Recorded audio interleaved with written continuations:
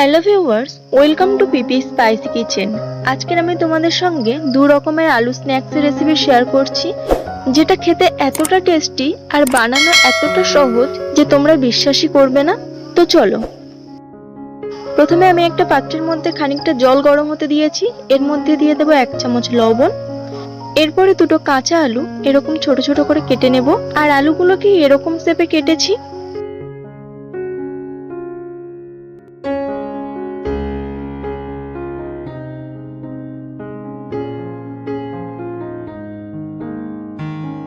এরপর এগুলোকে সেদ্ধ করার জন্য গরম জলে দিয়ে দেব।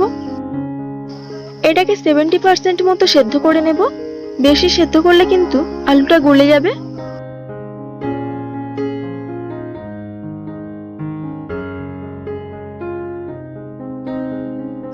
এই পর্যায়ে আলুটাকে তুলে নিচ্ছি।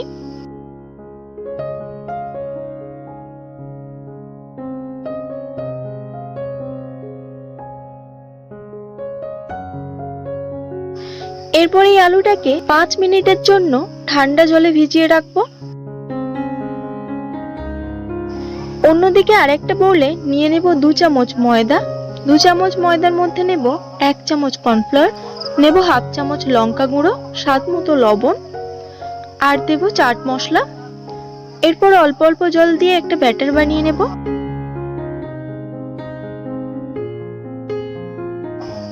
ব্যাটারটাকে একটু ঘনত্বে রেখেছি। এরপর আলুর জলটা ঝরিয়ে নেব।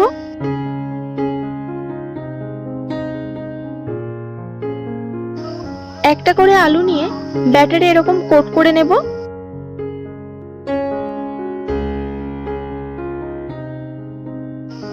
তারপর মিডিয়াম আঁচে এগুলোকে ভেজে নেব। গ্যাসের ফ্লেমটা বাড়াতে যাবে না, তাহলে কিন্তু মুচমুচে হবে না। মিডিয়াম ফ্লেমে এটাকে ভেজে নিতে হবে।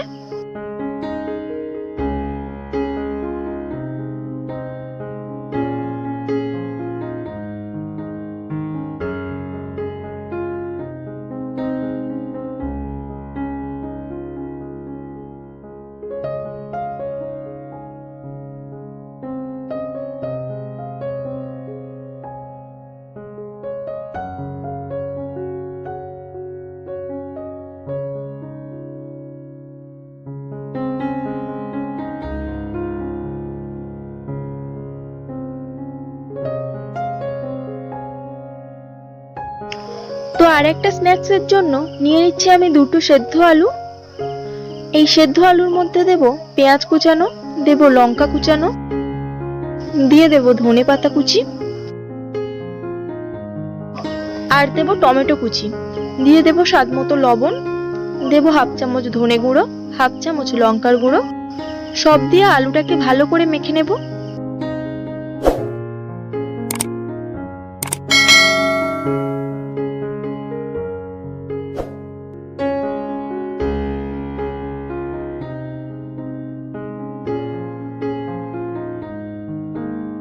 এরপরে আলুটাকে ছোট ছোট শেপে গোল করে নেব।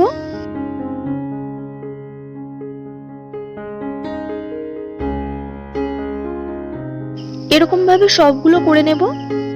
এরপরে যে ব্যাটারটা ছিল ওটার মধ্যে আরো একটু জল দিয়ে এটাকে পাতলা করব।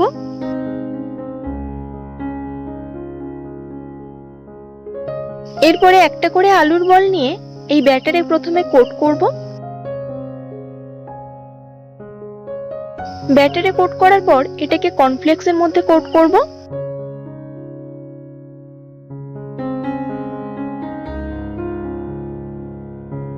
এবার এটাকেও মিডিয়াম ফ্লেমে ভেজে নেব।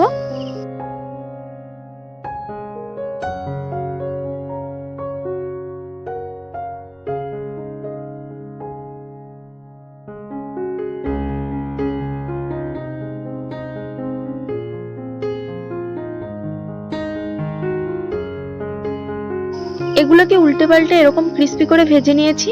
এরপর তুলে নেব।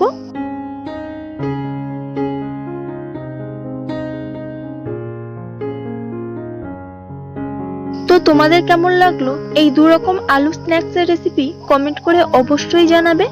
ভালো লাগলে লাইক ও চ্যানেলে যারা নতুন তাদের কাছে অনুরোধ রইল চ্যানেলটিকে সাবস্ক্রাইব করে পাশে থাকার। সবাই ভালো থাকবে, আবার ফিরবো নতুন কোনো রেসিপি নিয়ে।